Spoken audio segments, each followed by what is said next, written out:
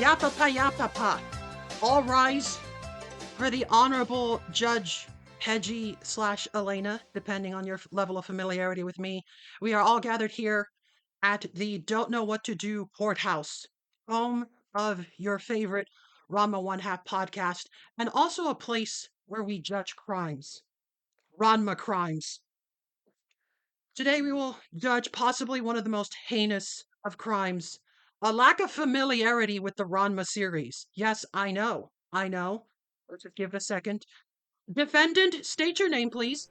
Hello, I am Pixel Bismuth, pronounced they them, and I don't know Ranma a lot. Please state your complete level of familiarity with the series. We need to be thorough. Well, I've literally watched the first and second episodes of Ranma One Half's reboot on Netflix yesterday and today.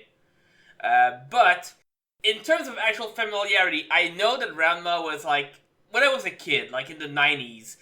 I got the tankobon mangas for Dragon Ball, and those were in French because I'm French Canadian, and they had at the end like a list of other mangas um, by the same publisher. And Ranma One Half was one of those, and it always like mystified me because I was like, "What is Ranma a half of?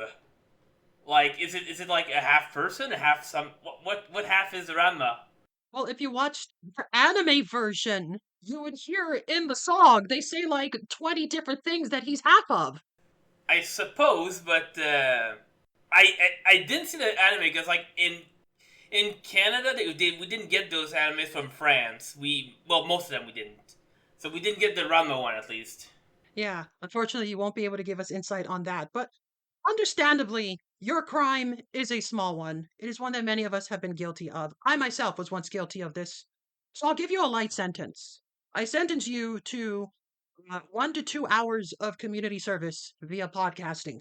I know, it's terrible. Harsh but fair. I believe this is the only way we can get you properly educated. So before we started, I asked you a question, and your answer didn't exactly matter because the question I basically asked was, what do you think you can talk about? And I said this knowing that you had no experience. It was literally right before you watched the first episode, apparently. And do you remember what you told me you'd be interested in discussing? Yes, I was interested in discussing the martial arts part of Ranma One Half. Yes, and that already interests me because that means you knew that apparently martial arts could potentially be a thing to discuss for a podcast episode based on just whatever information you'd gathered. And that's what fascinates me. Is what someone with zero experience might guess based exclusively on experiences like yours.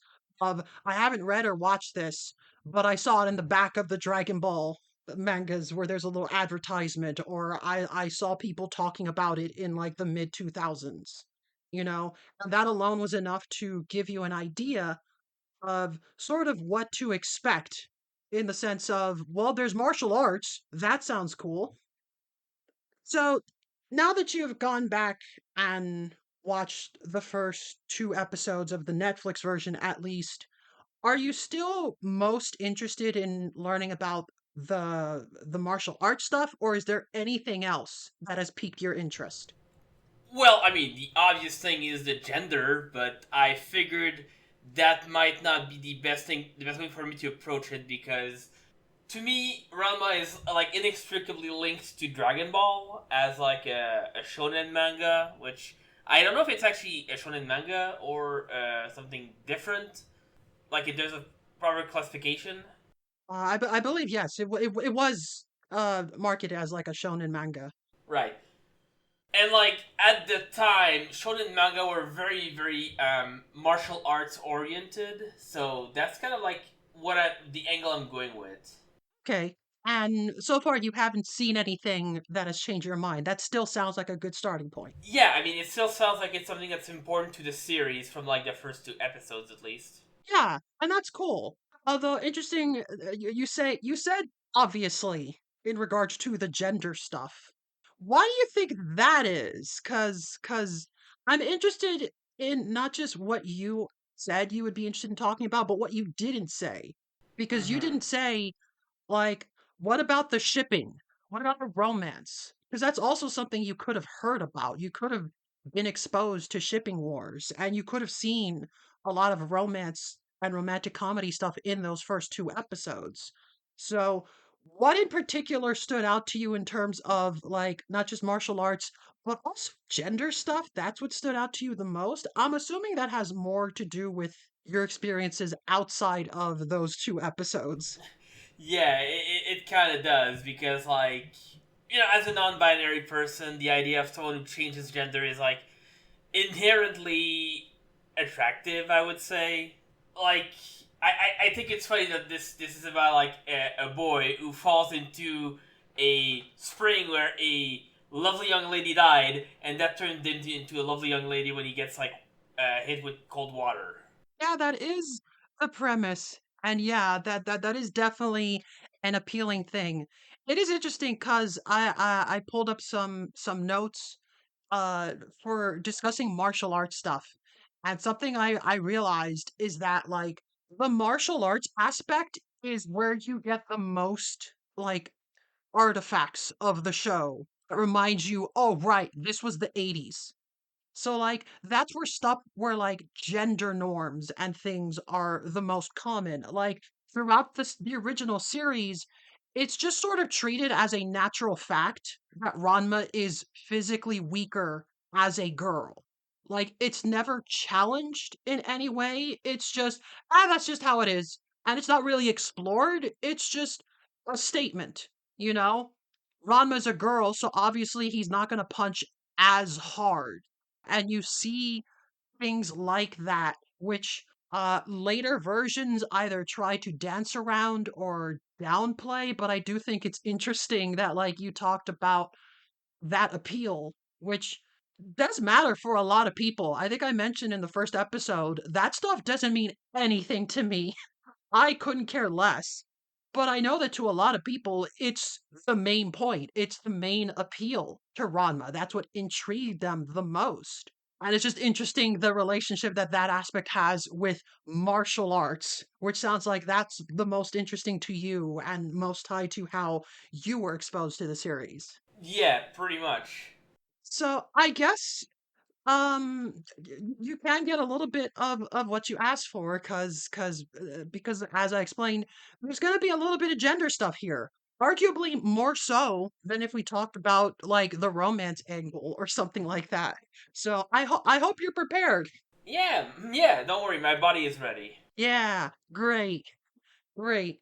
So, are there any specific questions you want answered in regards to the martial arts stuff? Like you started watching the first two episodes. I didn't say you had to do that, but you started. I'm not sure how much further you want to go past that, but it sounds like you're not worried about spoilers. No, no, I'm not worried about spoilers, but like it is genuinely a very good show. I think like off of the first two episodes, so I'm probably gonna stick with it a bit longer.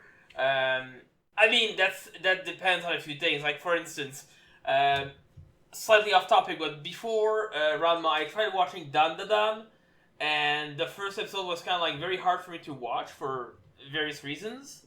Not the best first impression. Yeah, not the best first impression. But so far, Rama doesn't seem to have that, so I'm gonna keep watching until it gets like uncomfortable if that ever happens. Yeah, there could be stuff depending on what makes you uncomfortable or not, but like none of the stuff that you'd see in something like Dandadan. And that's something I always found fascinating. Because, like, whenever I hear people talk about their memories of Ranma, especially if they grew up with it in the 90s, you inevitably hear people talk about how, like, they were like a teenage boy, and here's this manga with titties in it or something. And I'm like, I guess technically, like, something I noticed throughout the series, like, at least in the manga, the anime, it varies depending on who's in charge of which episode. But at least with Rumiko Takahashi, you don't usually see Ranma or most of the girls get overtly sexualized. Even when Ranma is naked, it's often in the context of like naked people are funny. like it's some kind of Simpsons bit, the scene where Troy McClure is like, and now what you all came here for, hardcore nudity. And then Shake, Shake, Shake starts playing. Like just wacky comedic nudity as opposed to the type of situations that are meant to be tantalizing to you. I brought up before the main like pervert old man character, he's a huge creep, but 90% of the time, when he's being a creep on screen, there are no women on screen with him. He is just carrying a sack of women's underwear that he stole from like clothesline. It's the most like PG-13 perversion you could expect, despite the fact that like this archetype has and will continue to be like way beyond a lot of people's comfort levels. Mm-hmm.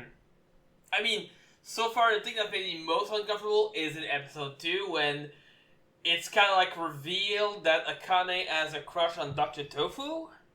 And That like, part is aged a little poorly. yeah, especially when they mention when she mentions, oh yeah, he's been my doctor since I was a little kid, and it's like, okay, that's a big age gap. Why are you like blushing when he talks to you? That's weird. It, at the very least, it's with Akane, like Dr. Tofu very clearly doesn't see her as anything more than the young teenage girl who is part of the neighborhood. Mm-hmm. Um, and we don't know how old he is in like the flashbacks because I forget if it was in that episode, probably later. But like we do eventually see a flashback of when Akane was a little kid, and like her older sister Kasumi is wearing a high school uniform, and Dr. Tofu is old enough to have his own clinic. So that's the closest we get to like estimating his age. He was at least in his early 20s. We don't really know what he's a doctor of. Actually, this is funny. This is funny because in French he's a chiropractor. Yeah, in the English version too, I did notice that the reboot Oh, okay. confirmed, like, explicitly called him a chiropractor. But I think in the original, he was just called like a doctor, and we see him do chiropractic stuff or acupuncture, but he seemed to just be the local doctor.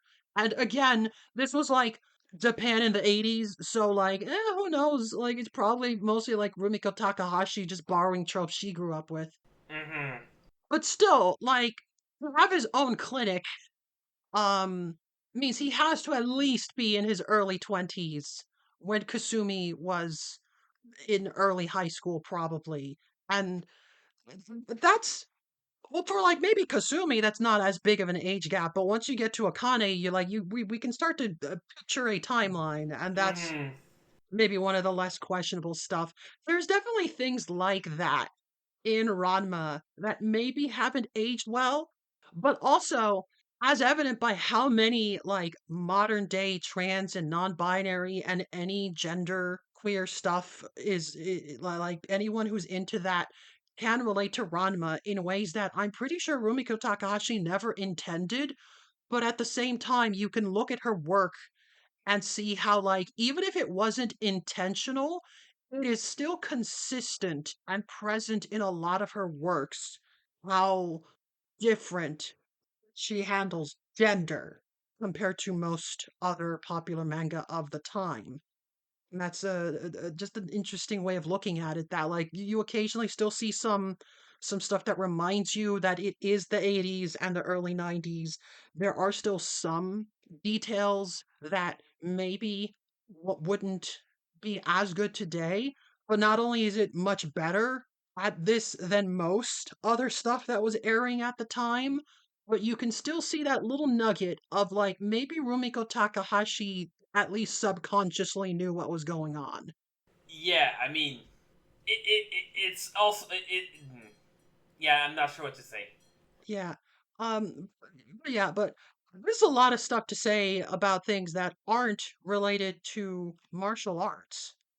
Um, and it's interesting you brought up Dandadan because I feel like that's the closest comparison in modern day to like what Ranma does. Because the thing that I find most interesting about Ranma is that it's not like a romantic comedy that's about martial arts, and it's not like an action series that just happens to have romance in it. I feel something like Dandadan is closer to that. Mm-hmm. But Ranma is just like the romance and the action parts seem to have equal billing. Like most characters, like there's very few characters who are just there to be romantic interests or combat rivals. Most Mm-hmm. people are both. And the exceptions tend to not stick around because they're not as interesting because of that. There's almost always multiple aspects. So it's sort of impossible to just talk about the martial arts in Ranma because it's martial arts. It's not just about being strong. It's there's a lot of mind games and stuff happening before characters even set foot in some kind of like official combat context. And there's so many different ways of interacting with your opponent during a fight, both physically and also psychologically, which is sort of why it's the anything goes school of martial arts. Although I assume in the French version they translated as something different. Oh, I don't remember exactly what term they use. I think it's like it would be translated as like the mixed martial arts, sort of like it is not like any because anything goes isn't really like a French expression.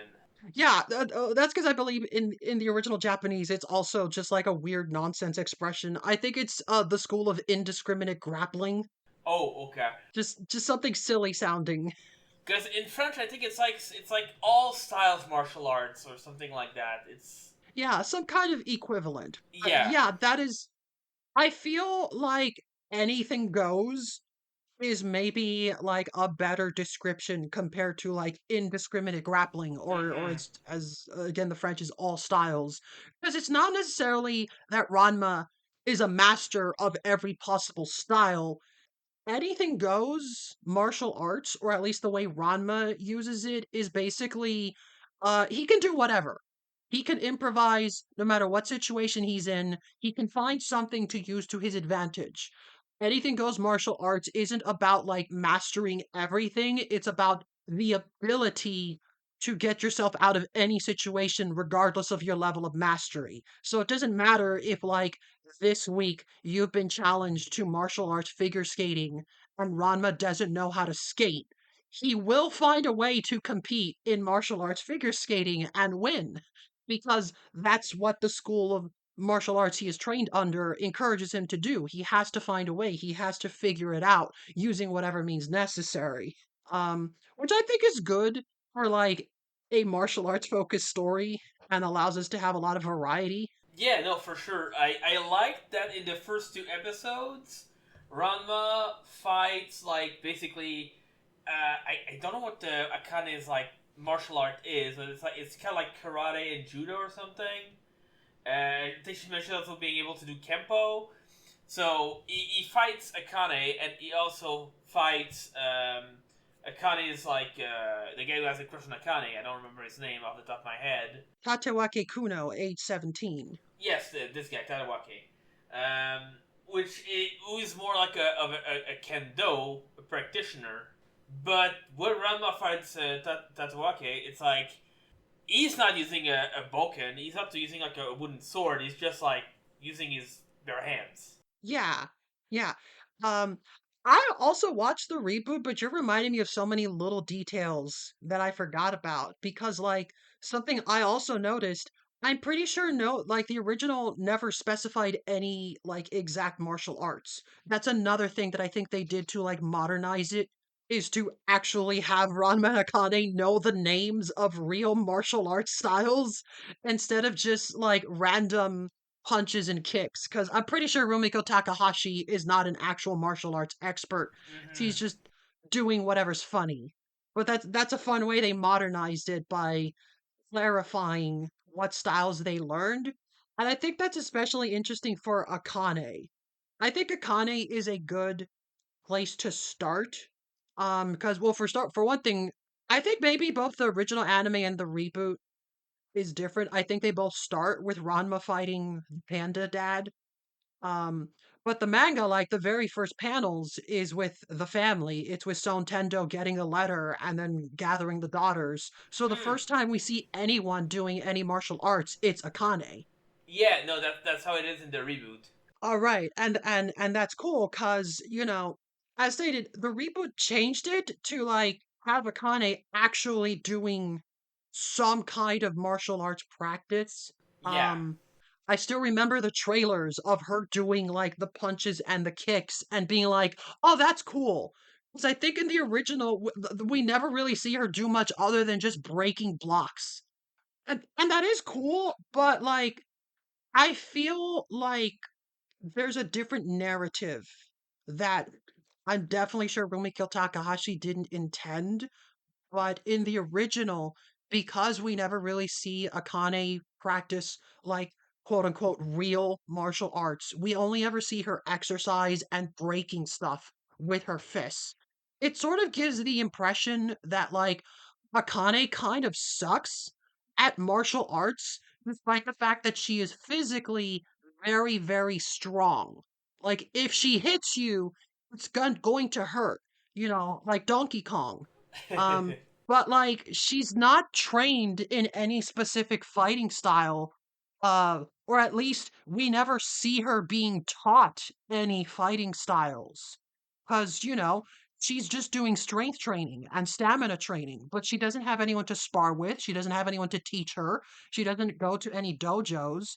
Her father, despite being a master of his own school of martial arts, because they often distinguish of like the Sao Tome anything goes school of martial arts, of like things that Ranma specifically learned from his dad. But we never really see what the Tendo school of martial arts is, despite the fact that they have a dojo that hypothetically anyone could pay money to train in. They never do. They never get any actual, like, customers, but the dojo's there for you to train, and yet we never see Son teaching anything, so it's unclear if Akane even has a fighting style, which is ironically very fitting for Anything Goes. Sure, but like maybe it's something I did that's incorrect, or maybe it's something that was intended. I'm not sure, but I kind of like filled in the blank with my mind there. Like I assumed that Akane was trained in the Tendo martial arts because I assumed that since her dad owns a dojo, he trained her. Yeah, and that is a reasonable thing to assume, but because we never see it, it's open to interpretation. In fact, they made I think it was 2011, they made a live action movie based on Ranma. And in that one, they made Son like it's funny because the usual type of weirdos complained about the reboot being woke. But clearly, Ranma became woke in 2011 with the live action version because that one actively added a more feminist messaging to the story and the relationship between Rama and Akane. Because in that version, uh, there are gender roles, of course, and it's just sort of assumed that certain things are true. Ranma is weaker as a girl. Zone needs a male heir to take over the dojo. He can't just give it to Akane. And this is never challenged in the original, but in the live action movie, both of those things are questioned. And Huh. attention is brought to them as like it's made clearer in that version that Akane does want to train and she thinks that she is capable of taking over the dojo and they don't need a male heir, but Son does. He believes they do need a male heir and that there's no reason to train Akane because she's not going to inherit the dojo. She's a girl. And it's a bit more it's a lot more of a negative characterization of Son because again in the original none of that is questioned. So you are able to read that and just like, well, of course he trained Akane. Why wouldn't he? It never said he didn't. And the reboot's the same. Nothing says that she isn't trained. It's just we never really get to see her use any fight styles that she picked up from her father. Well, actually, yeah, in the reboot, we do at least see her use actual styles and stuff, but never on any people, which is at least still maintains my read of the original series of she's definitely strong and capable, she's just not experienced.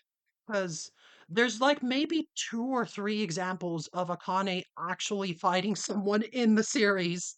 And I mean everything. Like all the manga chapters, all of the original anime and the movies. We just don't really see Akane fight, despite the fact that she's introduced by us learning that she likes martial arts and knows how to fight. So you'd think we would see her do it more often. Wait, so I'm surprised by that because I remember seeing in the French opening to Ranma One Half, the original version. There's the same scenes where like every boy in the school is trying to fight Akane so that like she goes out with them. Like, does she not fight them at in the second episode in the original? Yes, that is there. I'm just saying that in the entire series, there's maybe like two or three instances of something like that happening, Huh. which is a lot less than you think for a series that has like over 400 chapters and Yeah. over 160 episodes. And even then, like the scene where she's fighting all the boys, most of them go down in one hit. It doesn't, it's impressive in the sense of like she's pacing herself. She clearly knows what she's doing, but we don't really see her do a one-on-one match against someone except when she spars with Ranma and she Uh can't huh. hit him Yeah. because he's Ranma and Ranma can dodge everything. Yeah. Yeah. Yeah.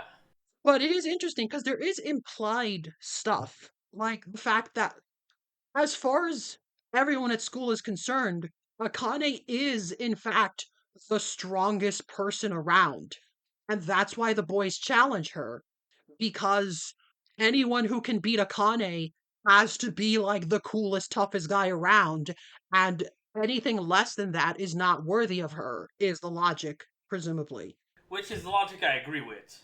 Yeah, although it is interesting because it's very much like 80s feminist logic of like, we are acknowledging that this female character is extremely powerful and strong, and only someone worthy of her should be allowed to date her.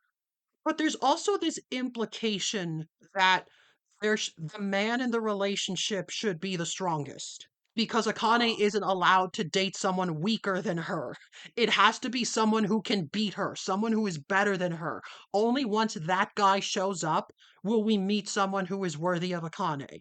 And the weird implications of that logic is interesting because I mean, obviously, nobody asked for her consent for this weird, like, if you beat her, you get to date her rule. Yeah. The school just decided that on their own. They just assumed that if you beat her, she will go out with you. Despite the fact that she doesn't seem to be very interested in this arrangement at all.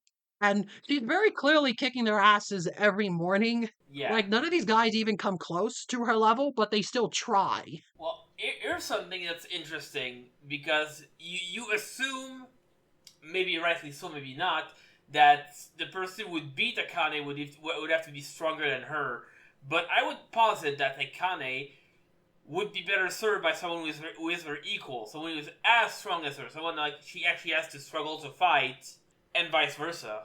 So That is interesting, yeah. the idea would be the point isn't to beat Akane so much as it is to impress Akane with their strength. Yeah, hypothetically, someone could be so strong that they beat Akane in one hit, but that's not good enough because, well, now you're too strong. You're Yeah, not on her level. You're just going to humiliate her. basically, yeah, exactly. Yeah, that's an interesting way of looking at it. Something I neglected to mention. I talked about how the reboot sort of adds more like martial arts to it, like actual martial arts, instead of just like kung fu stuff you see in kung fu movies. Like, I think my favorite part of the intro to the Netflix version is the part where the characters are doing the little I think it's Tai Chi movements or Yeah, whatever, I think it's a kata. or a kata, one of I those. could be Like, wrong. that part is really nice because it just looks pretty, and Yeah, the fact that it starts with Ranma and Akane like doing the synchronized arm movements, that's cute. Um, but as I said, in the original, we don't get nearly that level of detail because Rumiko Takahashi is not a martial arts expert. And as again, we don't really see Akane actually fight very often. But there is one exception. I think that the one actual fighting style like something that she would have had to have trained and learned from someone that we see her use in the original manga series is kendo. Because we occasionally see her pick up a stick or use Huh. something similar, and she's doing actual kendo. There's one of the exceptions where we see her fight. There is a storyline where she does actually fight Tatewake Kuno in a kendo match. Like she's wearing the kendo gear and has to cover up her face. So everyone's like, "Who's this mysterious kendo guy?" And then it turns out to be her.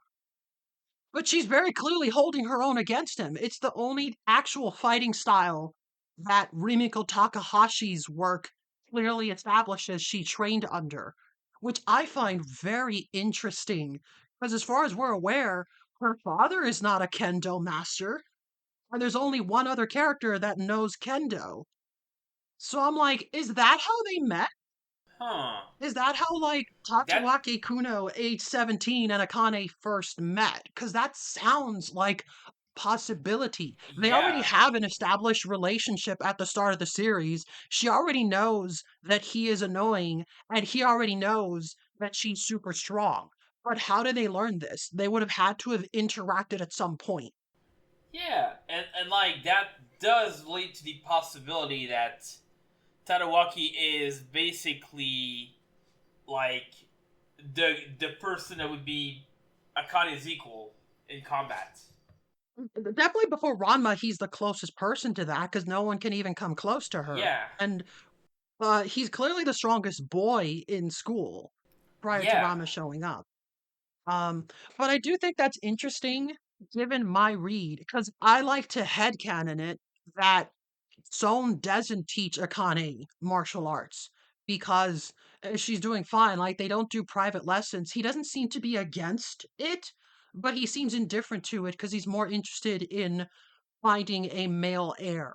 And Right.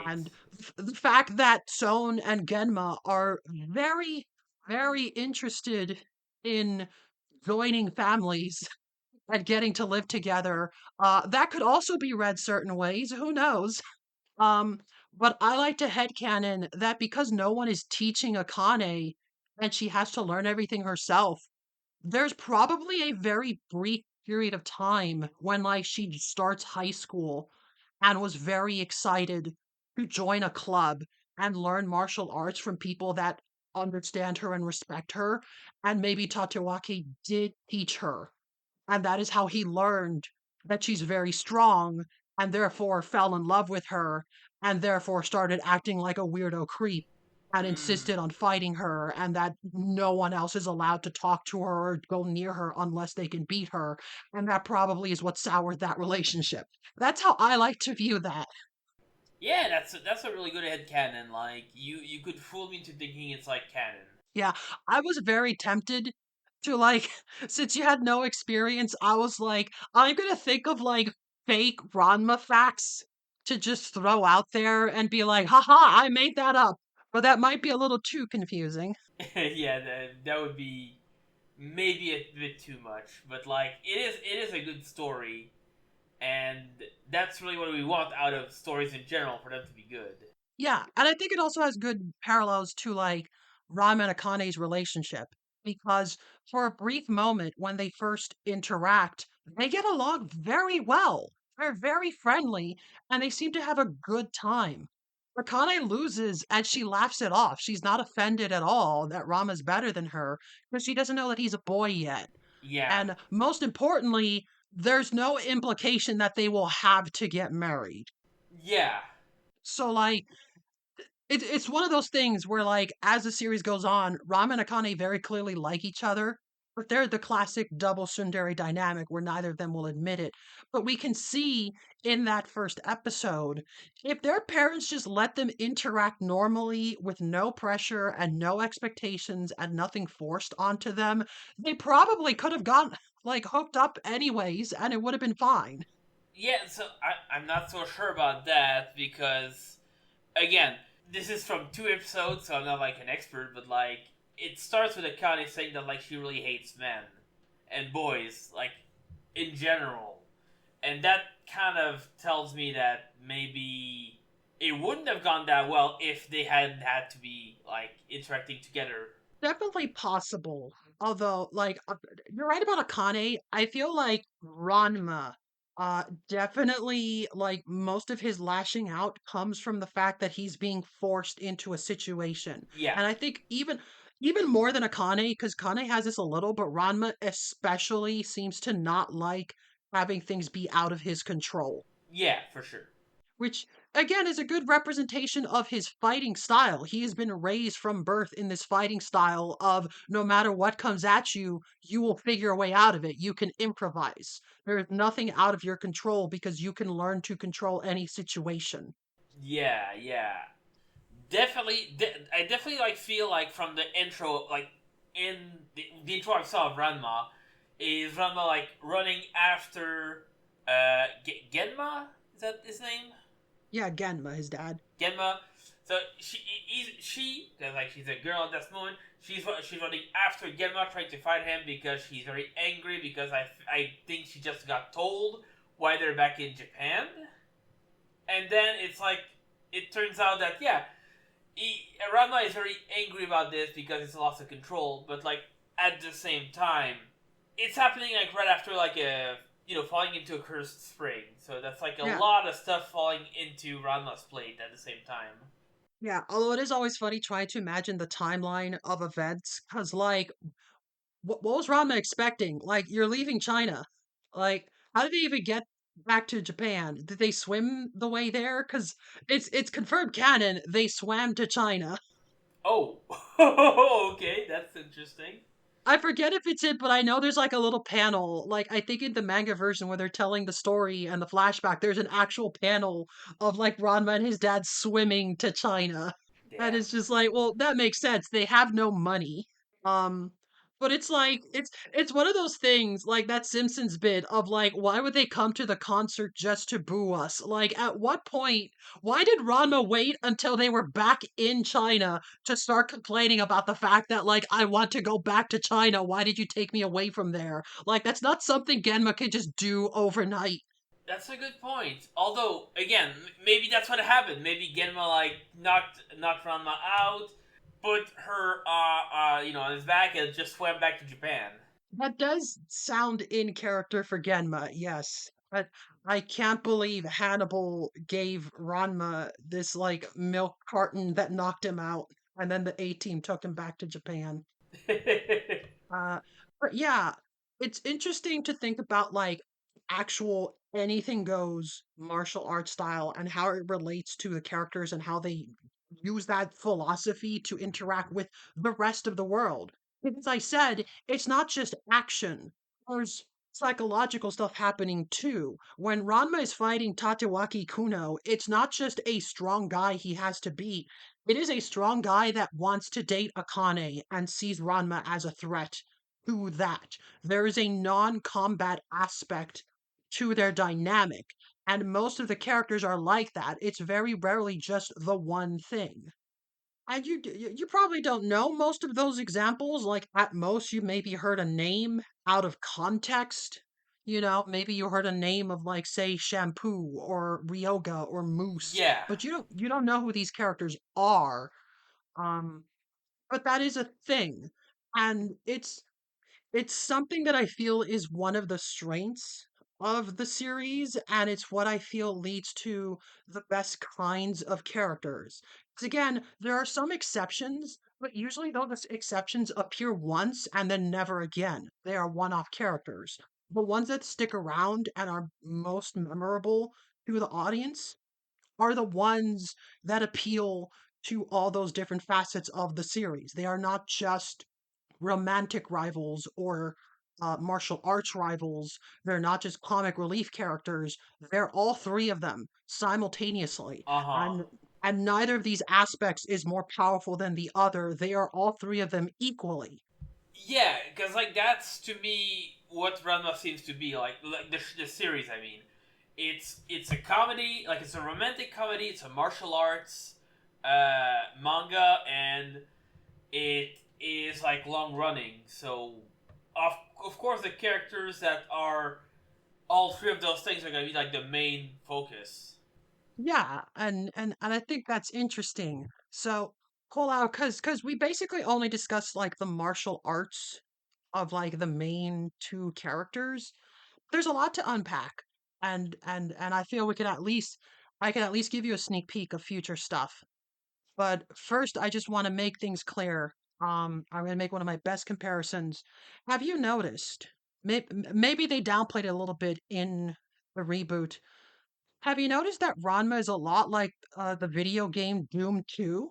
I've never played Doom 2, so I could notice that. Okay, now see, here's the interesting thing about Doom. Unlike a lot of modern shooters where most enemies are the same and the focus is on different guns and like most enemies can be fought with the same tactics, classic shooters like Doom, they're designed a little bit differently. They have more in common with like modern day action games because the different enemy types are designed to force specific types of behavior. So the most basic enemy in Doom is like a zombie with a gun, and it is just a low health, low damage zombie guy that shoots you. And then there's variants with more health and a shotgun, or more health and this guy has a Gatling gun. But they behave the same.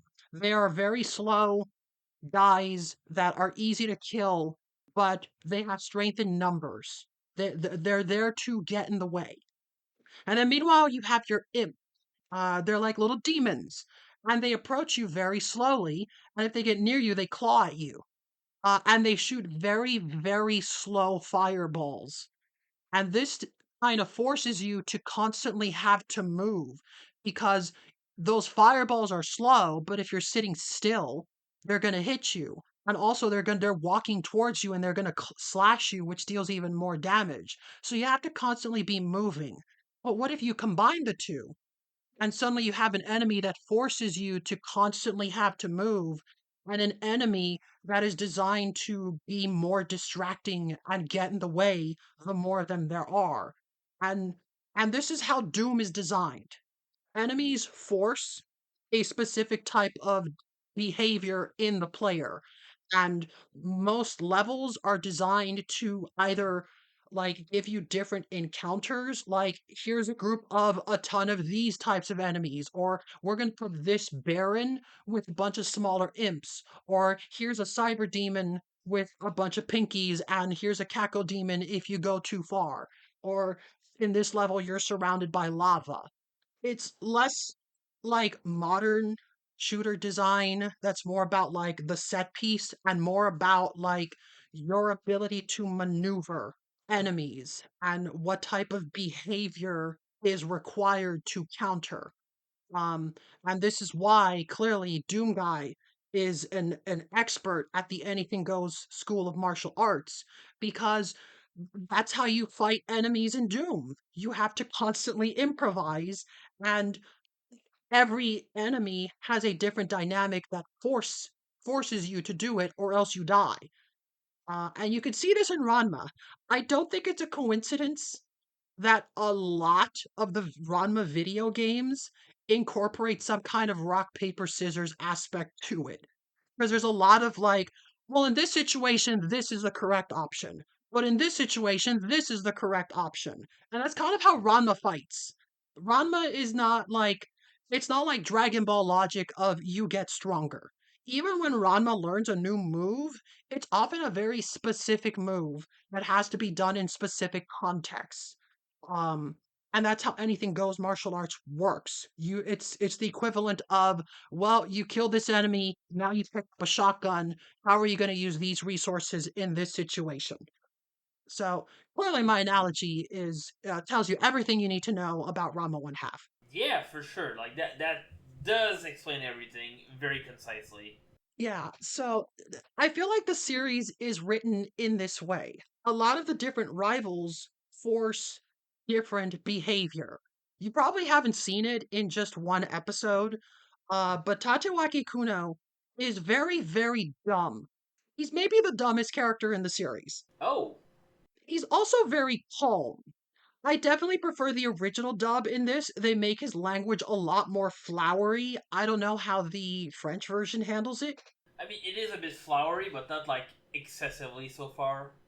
Yeah, but he's very clearly like a dignified, like nobleman. We eventually find out that he's rich, and that makes sense because he's very serious. He like issues letters of challenge. He's very direct, but he's also very dumb. Compare this to a character like, say, Ryoga, who you haven't met yet, but you've seen characters like Ryoga in other anime. Ryoga is a very hot-headed rival character who wants to beat Ranma no matter what. He has a low temper, he's very quick to make judgments, he's very out of control. His fighting style is very much like he is a juggernaut character. He doesn't do a bunch of jumps or kicks like Ranma.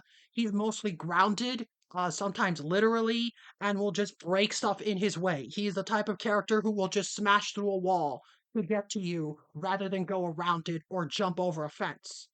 Um, I compare this to, say, Tachawaki Kuno, who again, very much like I will send you a letter and challenge you to a duel, meet me at this location.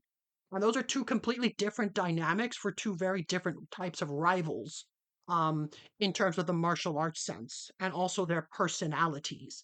And so the way a lot of storylines can be written is, well, these are two different enemy types, like a Doom enemy.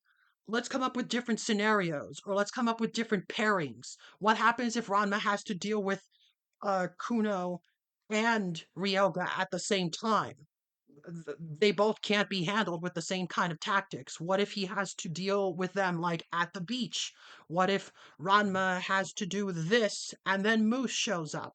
You know, the different mix and matching of elements is sort of where I feel the martial arts shines. Because when a character doesn't have a unique enough dynamic, that's when you know they're not coming back because you can't bring them back in a new context. It's just going to be the same encounter if you bring them back. But characters like, say, Tatawaki Kuno, that will be a different encounter depending on the context. Like, well, maybe in this episode, he has a phoenix egg that hatched on his head. And now he's got this little pet phoenix that will fight with him. Or maybe in this storyline, he gets a magic sword that will grant him wishes. And now they have to steal it from him because it's too powerful and Rama wants to wish to go back to being a boy. But also, Tatawaki Kuno is very dumb, so he keeps almost trying to wish for like extremely useless things and they have to stop him from wasting the wish. So, all these different elements. Like I said, I think that's where the martial arts shines. It's less about like there's a lot of like the villain of the week stuff, but I think it's mostly about like, well, what kind of weird situation is Shampoo going to end up in this week? Or what kind of, or which of these characters is Ranma and Akane going to bump into during like the festival or something? And I think that's how you can best summarize the way Ranma handles the different rivalries and styles. Yeah, yeah, like the martial arts are basically like the approach, and not just like martial arts. It's like deeper than that. It goes to the core. Yeah. And so a lot of the best characters, like, they have a specific style. Like, Tatawaki Kuno, age 17, he has a specific style. He's always got his kendo sword. In on all the fighting games that he's in, he is he takes long steps, he hits with the kendo stick. He's not going to have a lot of, like, aerial moves or things like that. And I think this is why it was really fun to play the fighting games. 'Cause some of these characters were like, "Oh yeah, that makes sense." Because most of them there aren't a lot of like specific moves in Ranma. There's a surprising little amount of that. Well, actually, maybe not surprising because again, anything goes. It's always improvising. Mm. But then there's stuff like multiple fighting games gave Akane a move that I don't recall ever seeing her use in the series. And it's a move where she just does a really long punch. Like she does a full screen lunge forward and does a big punch that sends you back. And even though she never does that, I'm like, well, of course that's how Akane fights. Because her method of Yeah, training is just smashing bricks. She's all about yeah, strength. She does one big hit hard punch. as opposed to a proper drawn out battle because we never see her do those. She's all about muscle training. If she can punch you really hard, and it becomes a problem if she fights someone like Ranma who can just dodge all her hits. But if she does Yeah, hit yeah, you, yeah. it's going to send you flying. That's something you can infer just based on her personality and her style and how she approaches other problems, that you can invent a move like that in a fighting game that still feels in character for her. And I think that's a good sign of the character strengths. Yeah. Yeah, no, I mean, I didn't play the fighting games, so I don't really know how they fight, but that specific example, like, really does fit, I think. Yeah, yeah. And it's also funny, like random piece of trivia. Most of the fighting games have like you can play as male or female Ranma and they're exactly the same with one exception. And that's the third Super Nintendo fighting game. The way they're different is just their inputs. It's still the exact same moves, but the inputs are different. So female Oh. Ranma is a charge character, but not male Ranma. He does like dragon punch inputs and stuff like that. He's a typical Shoto fighting game character, but it's the same moves. But I think That's that's so so weird, weird. but also interesting. So I'm like, what is why did they do that? Yeah, no, I mean, a charged character, that's. I don't really see it, but, like, I do appreciate that they did something to, like, mix it up. That's very interesting. That is interesting because like the first two Super Nintendo characters, like there is male and female Ranma on the character select screen, but they literally play exactly the same. So it's just interesting that like you've got the same moves, but you can't play them differently. You have to use a different philosophy Yeah, when yeah, you're yeah. playing as one or the other, which is also interesting because I mentioned earlier the live action Ranma added a bit more of like acknowledging the weird gender role stuff. And it does also acknowledge the implication that female Ranma is physically weaker and ultimately ends with the message of Ranma accepting that like, well, gender doesn't matter. I am still physically strong and just as capable of winning. And all the stuff he was dealing with was more psychological, which I think is an interesting way of modernizing that conflict. Yeah. Yeah. But another interesting thing that, like, on the one hand, yeah, gender doesn't matter, but also Ranma is physically shorter when he is a girl.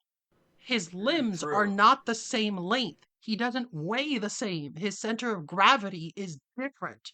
You could still have the narrative that Ranma is worse at fighting when he's a girl, but only because it's a He's not different used to body. it.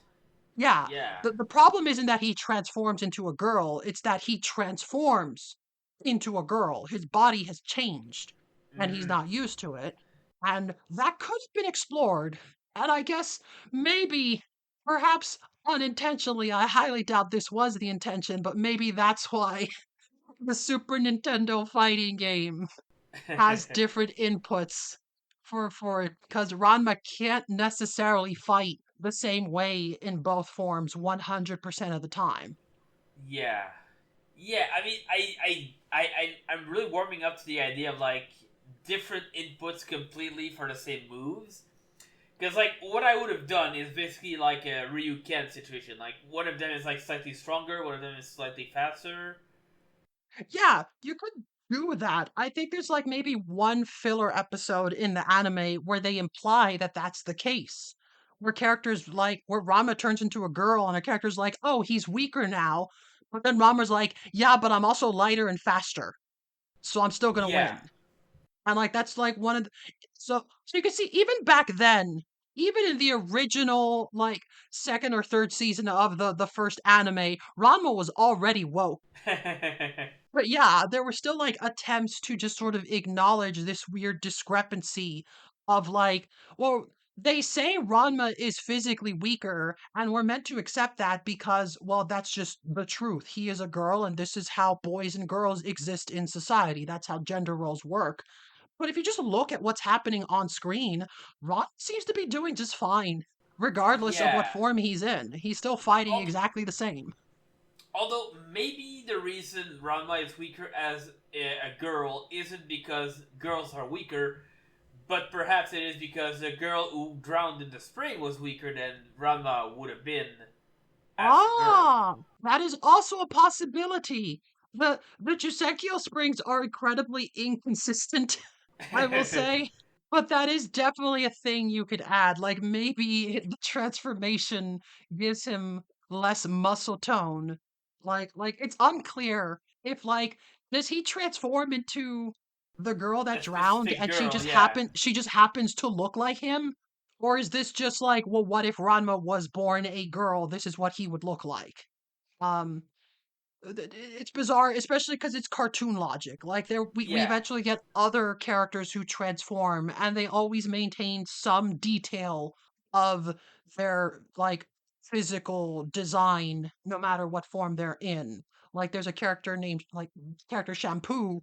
She can turn into a cat, and like her cat form has like weird little bangs, which I thought looked so bizarre at first. Cause like that's a cat. Why does the cat have bangs? But like, well, it has to It's because because shampoo has shampoo has bangs. bangs, yeah. Yeah, That sounds cute. yeah, and so that is a good theory. Maybe that's why Ranma gets weaker if he does. I think there's like early on, in fact, it might be like episode 3 or 4 in the reboot. I think there's maybe one instance where we like where Ranma is dealing with something and he actively says like he tries a move and misses and he acknowledges, "Oh, my arms are shorter." And then he gets hit or something. And like that's the one time Uh they acknowledge that like he's at any actual like they say he's at a disadvantage and we can see it as opposed to just saying that girls are weaker, therefore Ranma is weaker as a girl. yeah. Yeah, because like my logic for the thing I said is basically Ranma is a trained martial artist who's been basically trained since birth. I think you implied. Yeah, or at the very least, like as soon as he was capable of trading. Yeah, so of course Ranma is like freakishly strong for a human, and the person who drowned in the spring would be unlikely to have been a freakishly strong martial artist. So when Ranma turns into girl Ranma, he's going like from martial artist to normal person. So all he has to do is like all he has to like rely on are the techniques without like being able to rely on the strength that he built over the years. There's probably a million characters that I'm sure have been asked hundreds of times on the internet about how the springs work regarding like why is this one the spring of drowned girl? But then we have examples of like the anime has of like there's like spring of drowned monk as opposed to like spring of drowned old man. Or like at one point there's a spring of drowned good Samaritan that turns you into a nicer person. And it's just interesting because it's like, did the first girl drown? And then any other human girls that drowned are like, well, we already have a drowned girl spring. What else does she have? Was she a seamstress? Can we make this the spring of drowned seamstress? I don't know. I mean, if I recall correctly from the first episode, the panda drowned like 1,000 years ago, and the girl drowned 1,500 years ago. So maybe it's one of the first ones.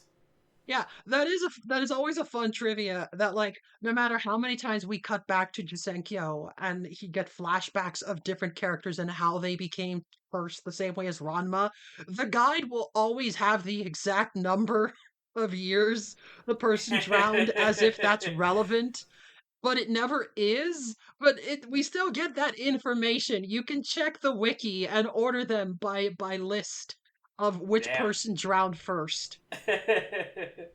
But yeah, there's also the question of like, well, if it's Spring of Drowned Girl, does that mean Ranma will still turn into a teenage girl when he's an adult? Or does his girl form age with him?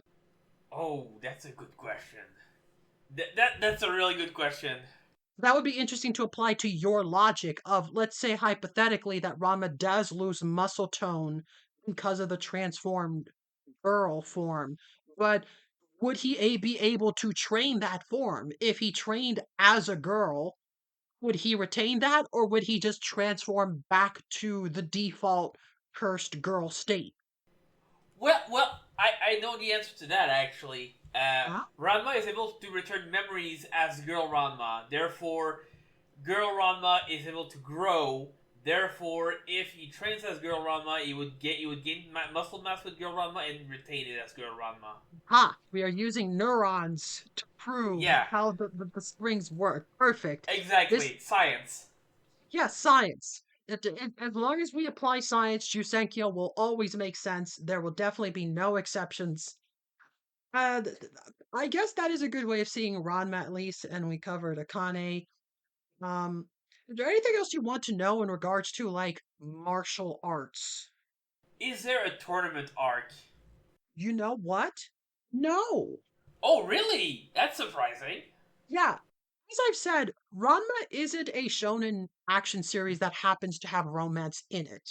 It is everything. I feel a Yeah, tournament yeah. arc would maybe be too much focus on the martial arts. Ah, that's But true. rather, there's a lot of competition arcs. By which I mean, like, you'll get things of like, okay, we're doing the martial arts, like, food delivery competition where everyone is given a bowl of ramen and they have to deliver it to the person that ordered it without spilling it. And so now here's like 20 people fighting each other at the same time to get to the house first. And I guess that's technically a tournament, but like in the traditional shonen anime sense of a tournament arc, we do not get anything like that. Uh huh. So like when there's a tournament, it's like for 1 or 2 episodes, I assume.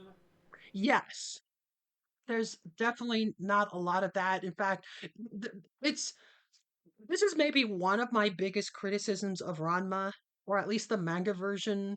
It's less so in the adaptations, but most of the manga, Rumiko Takahashi basically never leaves Ranma and Akane's perspective, unless it's like someone telling a story to Ranma and Akane, thus allowing us to see a flashback.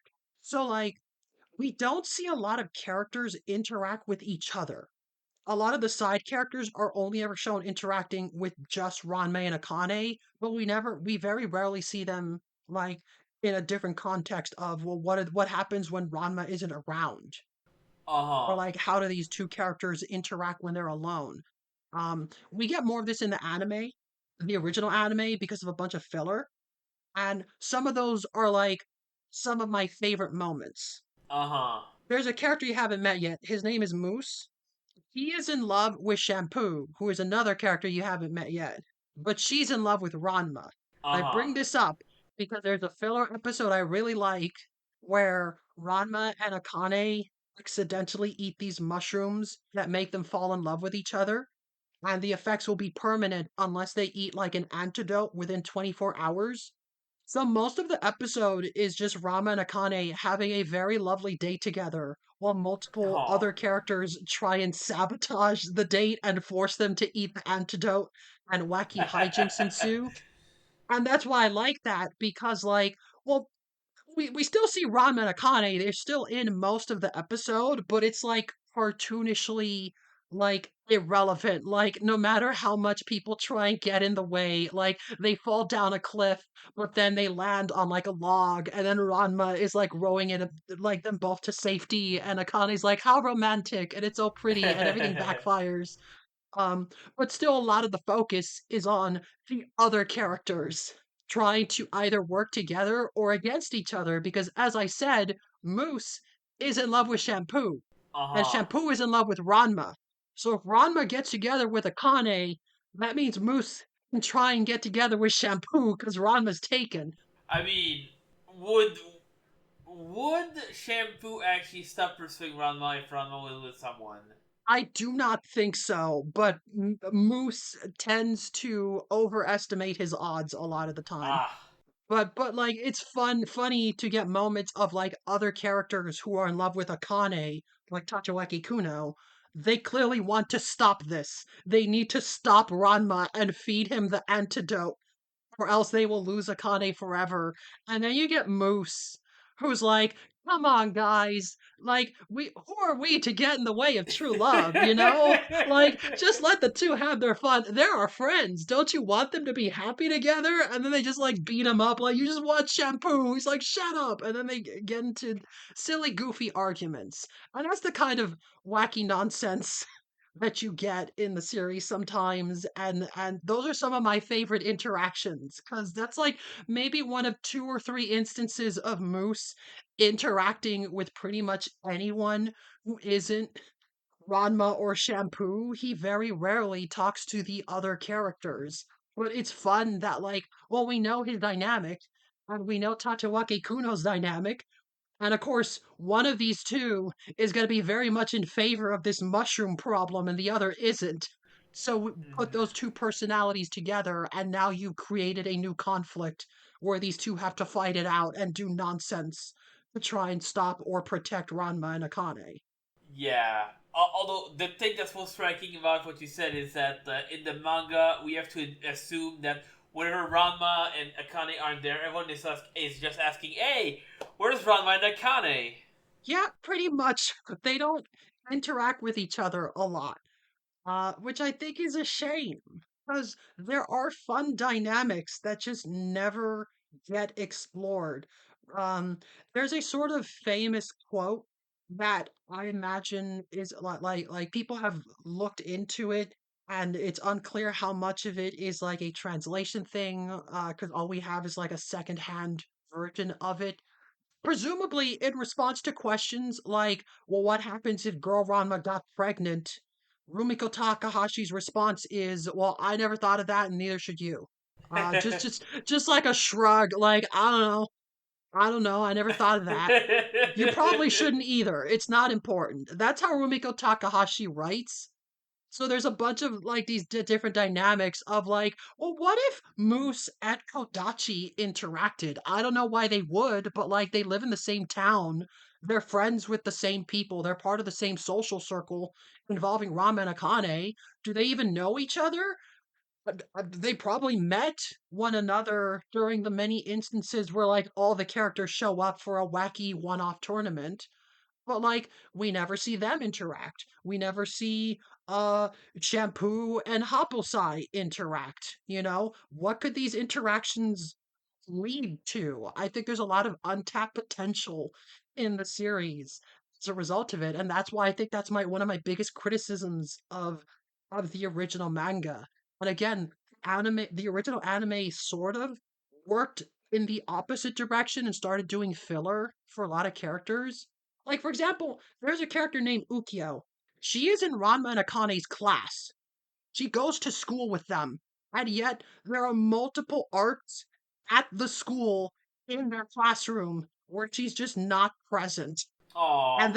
And the anime adaptations of those stories inserted her into the story because clearly some of the people who worked on the anime are big Ukyo fans because they love giving her filler episodes and being like, but Ukyo's in the clash. Why isn't she in this scene?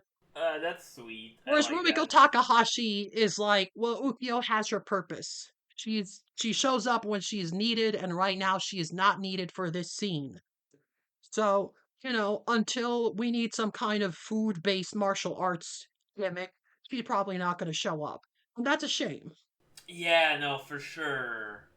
I'm surprised to learn that Rumiko Takahashi isn't like doesn't have didn't have a big spreadsheet with like every character on the top line and every character in the first column, and then like filling in the X's where they interact. That is absolutely not her art style.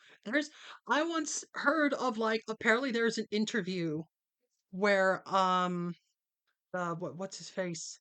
I'm blanking. What's the Dragon Ball author? Akira Toriyama. Yeah, Akira Toriyama. I don't know why I blanked on his name. I've been hearing it like every week for like past year ever since he passed away, unfortunately. Uh, Yeah, but like I remember reading about like a joint interview with him and the One Piece creator, Oda, because the One yeah. Piece creator grew up with Dragon Ball, so he's a big fan. I just my favorite quote from that is apparently when Oda starts talking about mercenary Tao from Dragon Ball, and Toriyama has no idea who he's talking about. He's like, I don't know. That's just you're talking now about some obscure characters. And Oda's like, he was the main antagonist of that For a arc. while. Yeah, it was like super important. He came back in the anime. Yeah, he came back as a cyborg, but like, yeah, Rumiko Takahashi is definitely more of a Toriyama than an Oda. She is Yeah. absolutely the type to just like, she will think of a funny idea and write it down. And if she doesn't think of a funny idea, she just won't bother, which is why Yeah. sometimes some characters just don't really show up as much over time. I, before we did the call, I think you told me that like, you have never heard of Dr. Tofu or Tatawaki Kuno, so you Exactly. weren't sure if they stick around. I've Yeah. talked about Tatawaki Kuno a lot in this Yeah. episode, mainly because that's now a character you're familiar with. You can picture him. So I've confirmed now there's a lot of stuff with him in it. Dr. Tofu, less so. He is unfortunately Right. one of those characters that shows up less and less over time because Rumiko Takahashi just didn't think of an idea that involved him. Which I think is a shame because he has potential. There's interesting stuff there. And similar to the thing I mentioned before with like Ukyo or Moose, sometimes the anime will bring back Dr. Tofu and be like, remember this guy? And it's definitely a shame because I definitely like stuff that like Dr. Tofu brings to the table, mainly because he's a part of the neighborhood. He's not like Oh. a rival at their school. Yeah, he's like a normal guy. Yeah. And so like I like fleshing out the setting. I like when like it feels like this section the I believe it's the Narima ward in Tokyo feels like it has its own character because it's kind of like real life, but also you bump into weird characters where like, oh no, Akane, the like gymnastics team like is injured. We need someone to compete in the gymnastics tournament. Okay. And by gymnastics they mean martial arts gymnastic where you get into a boxing ring and fight using gymnastic techniques. Because Oh, everything in Ranma is martial arts. Everything. oh, like the movie Jim Kata. Yes, exactly like that. Clearly it was inspired. I'm a big fan of just fleshing out the world and how wacky it is. Like, over time, some of those Jusenkyo springs get really, really weird. At one point in the manga, we get a character who fell in the spring of drowned Asura, Oh, that sounds as in an dangerous. Indian demigod, Yeah. which implies that Indian mythology is real in Ranma. I mean, is that really that much of a stretch? Yeah, of course not. But like at the very least, like at the start, most of the mysticism comes from China. You can Uh at least huh. assume that Chinese mythology is real, but now other stuff is getting real. At one point we get a filler episode where like Hopplesai, the old man, gets possessed by like an English devil tarot card, where he gets possessed Ooh. by like the devil from the Bible. Basically, The like devil I from guess the that's Taro. canon too. You know, we deal with like onis and yokai sometimes. Like whatever wacky thing can happen, you know? If Bugs Bunny takes the wrong turn at Albuquerque and ends up in some random location, he might bump into like a genie or a Sasquatch Uh or huh. whoever. Whatever it gets the problem of the week. And Ranma functions in that same logic, which is why it's always so funny how like nonchalant certain characters are when weird stuff happens. Like people are extremely open to the idea of these transformations. The fact that Ranma turns into a girl sometimes is so quickly accepted once it's revealed. It's just I a mean, thing. it sounds like there's a lot of springs, and a lot of people fall into these springs. Like, if I recall correctly, there aren't even like fences around them. You can just like Nope. jump around and like fall into them easily. Yeah, I think my favorite is Moose because Moose fell in the spring of drowned duck. But when we get to the flashback, when it's his turn to reveal how he fell in the spring, by this point he's like the fifth first character we get. So his flashback is he goes to the spring and the guide is explaining to him the same thing he explains to all the character, and Moose just walks into one of the springs. He doesn't even fall in. He's like, "Yeah, time to train." And just immediately walks in. And the guide's like, "Wow, you are the first person to just do that. You didn't even try to resist." I don't know if it's because because Moose has poor eyesight because he needs glasses. So I don't know if the joke is that he didn't see the spring, or I like to interpret that he just didn't know how the springs work. And is like, well, Ranma fell in the spring, Shampoo fell in the spring, Ranma's dads Can't be fell in that the bad. spring. Clearly, I'm supposed to go in the water. That's how it works. I think that's what his logic was. I don't know, but then he at least Genma turns into a panda. At least Ranma is still human. Moose turning into a duck is maybe one of the worst ones. Oh, I'm still trying to understand how a duck can drown. There is at one point we get a spring of drowned octopus. Well, that's just ridiculous. There's yeah, I love it. there's ridiculous stuff. At one point, like a spring gets made, as in like we will dump someone in this like pool of water at Yusenkyo to make a new spring, and the Sounds person like doesn't he knew what. die. The person doesn't die, they just pass out, but that's enough to make the spring. So at the very least, there's Damn. a possibility that not everyone who drowned died from drowning. But there is still just that weird logic of, well, first of all, how did an octopus get all the way to like this huge like high mountain area in the middle of China? Well, I mean, the octopus paid for the guy like everyone else. True, true. Those octopuses are smart. It probably was just on vacation, who knows. Yeah. But yeah, the curse springs get increasingly more absurd as time goes on. There's a weird one. We never see it. We're just told that there is a spring of drowned twins, which just That is hurting my brain. raises so many questions of how That does is that hurting my work? brain. Does it turn to yourself? Does it turn you into a twin of yourself? I don't like I said, it never Does gets it used. create a twin?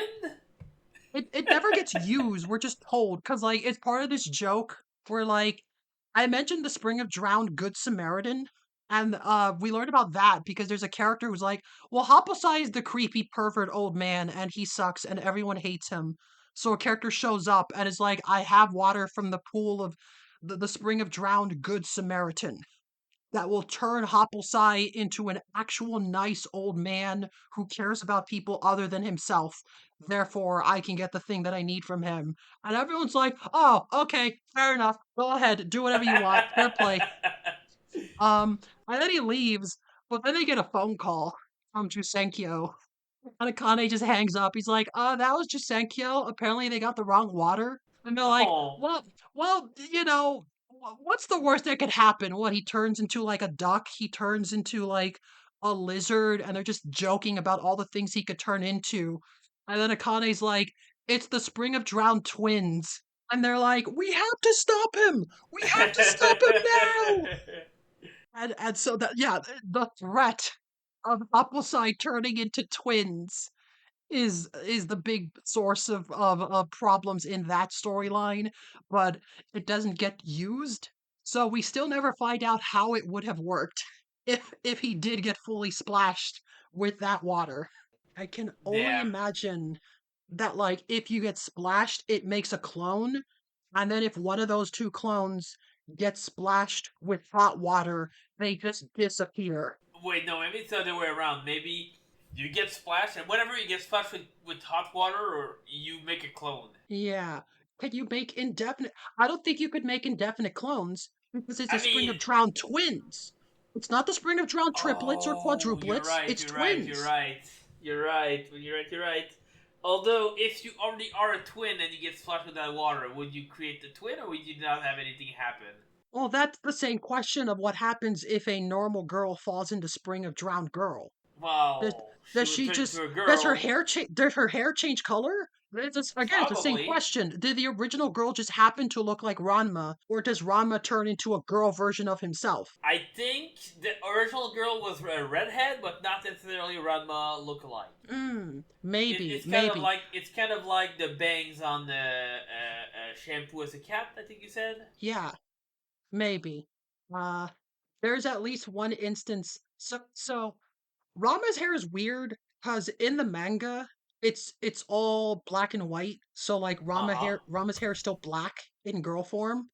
And occasionally you'd get little title like color art, and it was very inconsistent. Early on, Ranma had black hair regardless of what form he had, but then sometimes Rumiko Takahashi would draw him with pink hair or green hair or red hair or whatever. Ooh. Very inconsistent.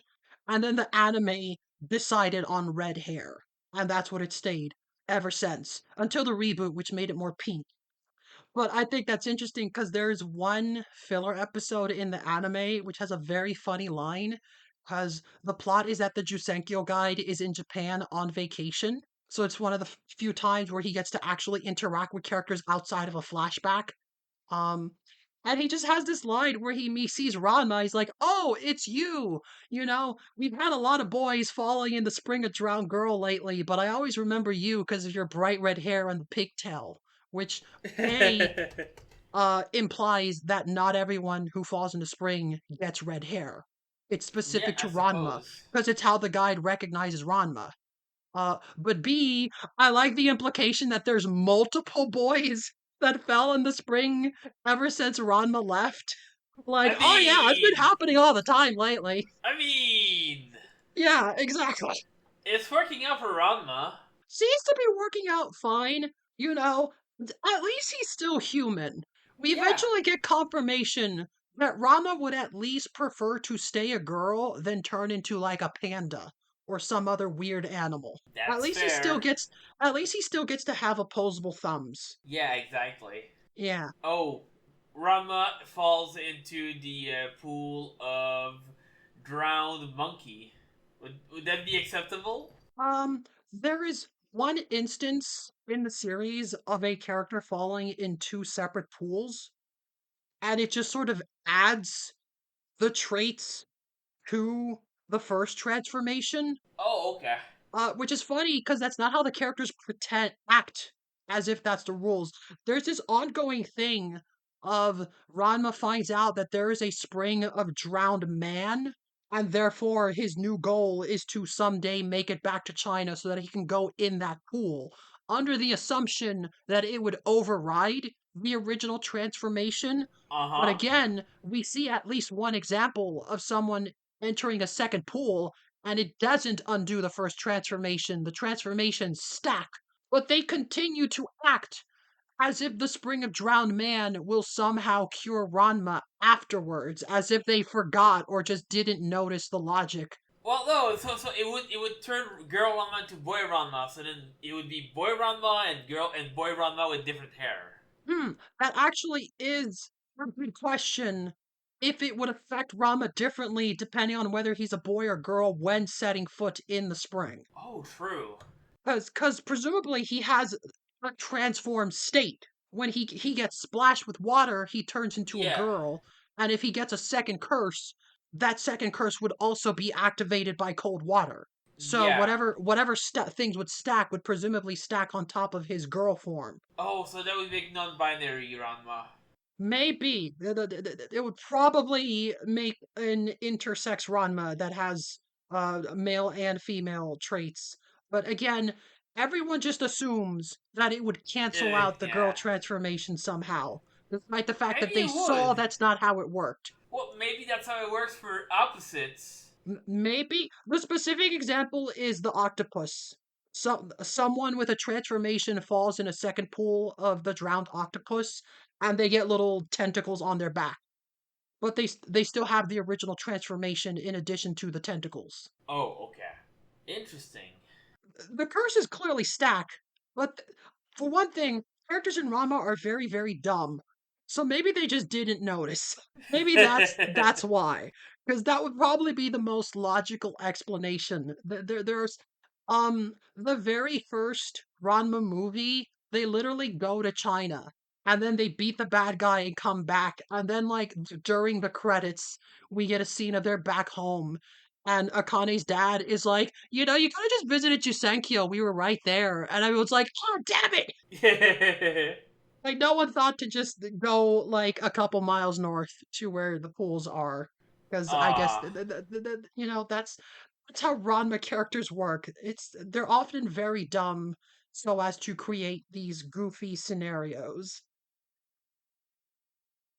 So do you have any last minute questions about martial arts in Ranma? I believe I asked you, and you asked about tournament arts. yeah, yeah. I have another one.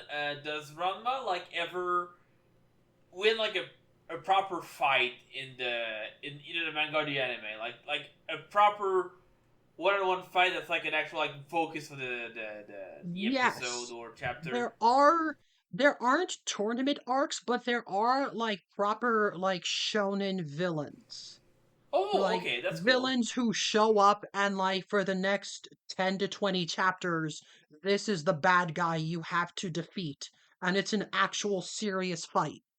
Um and Okay. sometimes you'll even have like other characters joining in to help Ranma or to fight the lesser minions and such. Oh, okay. Um and that is interesting that we do get that trope, but also as I said before, the characters that stick around are the ones that affect both the action side and the romance side. So Uh like a huh. shonen villain who's just I am a tough guy that you have to fight, and then they fight him and defeat him, we usually don't see those characters again afterwards because they're not really Oh, really? contributing any they're not really contributing anything to like the rest of the series. They are an obstacle, and then Rama overcomes that obstacle, so their story's done. As opposed to Uh someone like huh. say Moose or Shampoo, where like they're defeated, but they still have a different dynamic in terms of like the personal social relationships. Yeah, that's surprising to me because like I can definitely see the comedic potential of having like an evil straight man on the roster. Yes. There's technically there is one. The first one does come back twice, but both Oh, times is just like, you know, oh no, the return of Frieza. Let's fight Frieza. And then they defeat Frieza and Frieza's gone again until the next time he comes back. You know, he doesn't become a permanent cast member who will show up okay, for like the T race or whatever wacky thing they're doing this week. okay. So no Vegeta. No, not really. It's more of a traditional rivals. So like, yeah, Goku will befriend supervillains. Ranma is like, what if the Z Warriors were like entirely consistent of the oolongs of the story? Just the Oh weirdos no! that you encounter. And Oh, I love that, but like they can the maybe fight, but most of them are just here for the wacky hijinks because a lot uh of the huh like martial arts, like I said, we occasionally get the serious fights, but most of the time it's just a wacky situation of like, uh huh. oh, the, there's a bathhouse race where the winner gets to go to any hot spring in the world. What if we Ooh. asked to get sent to China? So we can go to Jusankia while we're there. But then I the mean, hot spring people were like, "Oh man, we didn't think anyone would actually win. Quick, we need to stop them." So they fill the hot springs with like alligators and hippos and just dangerous death traps to make sure nobody wins. And unfortunately, Ranma and his friends consist of these insane, like transforming freaks that can handle anything. although it's funny that they're trying to get back there, considering they could just swim back there, right? Yes, that is the thing that people will constantly point out. Okay. Where like Ranma has his list of priorities, and clearly, turning back into a boy is below. not having to swim all the way to China.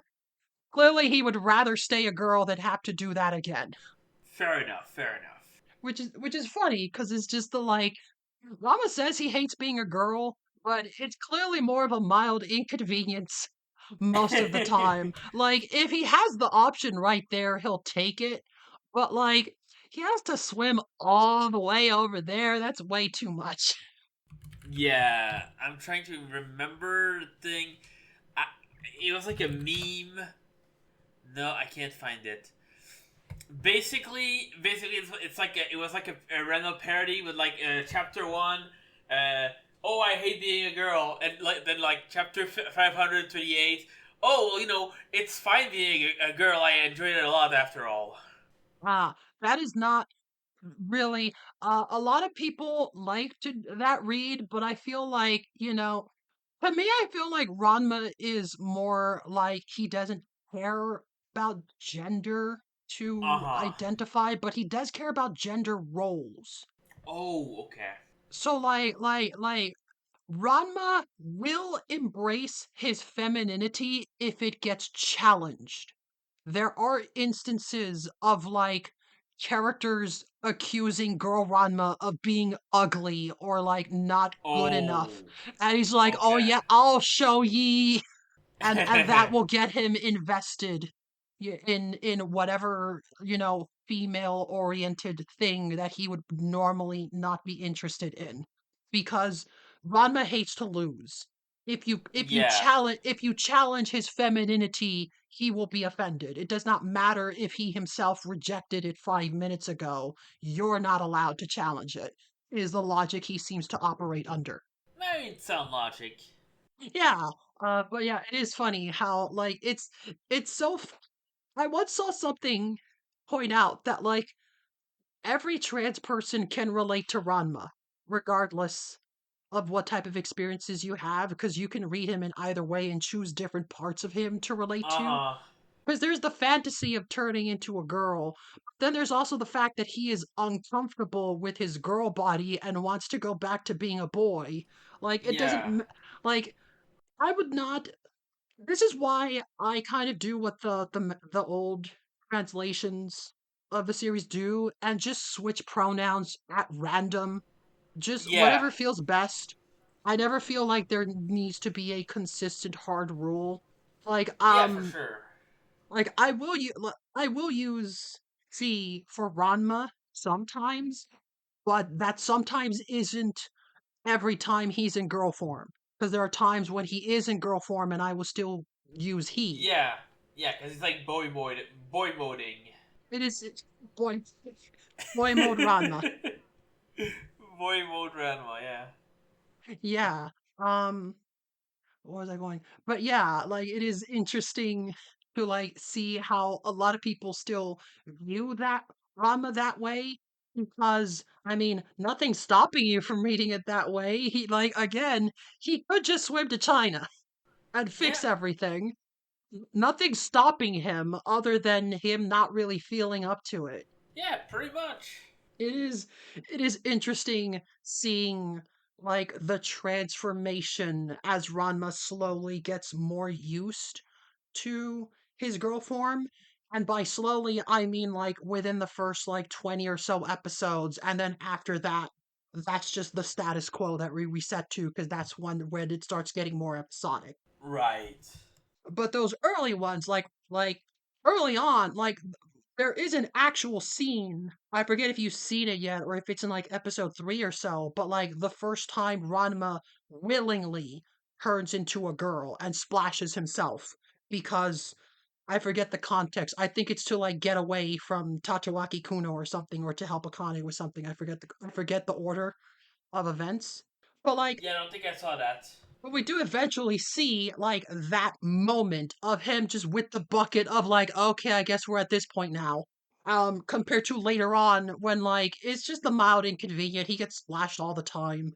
They will even make jokes about it. One time there's a joke about like Ranma has to go somewhere as a boy, and his dad is like, "You are a water magnet. You can't do this." He's like, "Oh yeah, just watch me." And Ranma just tries to literally just walk down the street as a series of wacky nonsense hijinks happen around him to like conspire to get him wet. And it's just so goofy. Like he can't even walk down one street without an old lady sprinkling water on the sidewalk or like a fire hydrant exploding or like almost falling down a manhole because some construction workers are doing something. It's just very silly. Yeah. But yeah, I think we've covered at least some basic questions Yeah. about martial arts. Any last minute things you you want to get out there before we wrap up? No, I think we're good to wrap up. All right then. Well, I'm very glad to have educated you on the Doomguy school of anything goes martial arts, which he very graciously taught Ranma that one time. But yeah, uh, I would ask. I realized last time, it's kind of weird for me to ask guests to promote themselves when I don't really do it myself. But I'm in that state of like, well, if you're listening to this, you know who I am. I'm Hedgy Buns on most social media where I have like no presence. So if you're listening to this, this is probably the most you're gonna hear from me. I'm I'm unsure if it's even worth it to like have an email for questions if people want to talk about specific Ranma things. I don't know. We're right now as of recording, there's only one episode up. But that's me. Anything you want to promote, anything you want to say before we go? Yeah, so I'm Pixel Bismuth on Blue Sky. That's pixelbismuth.ca because I'm Canadian. I am also a game designer. I have one game out on itch. It's found at pixelbismuth.itch.io/acab.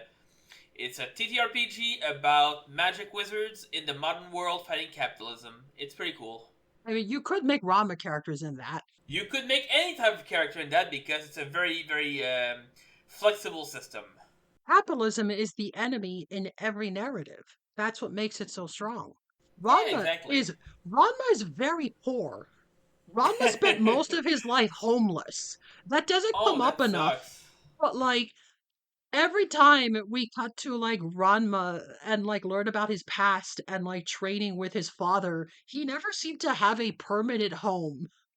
And it's just interesting to think about like one point we find out that there is another spare bedroom in the Tendo mansion, the where like that's where Haposai ends up living. But that implies that the entire time Ranma could have had his own bedroom, but he still stayed in the same room with his dad because he's just not used to having his own room. Aw. That is cute, yes.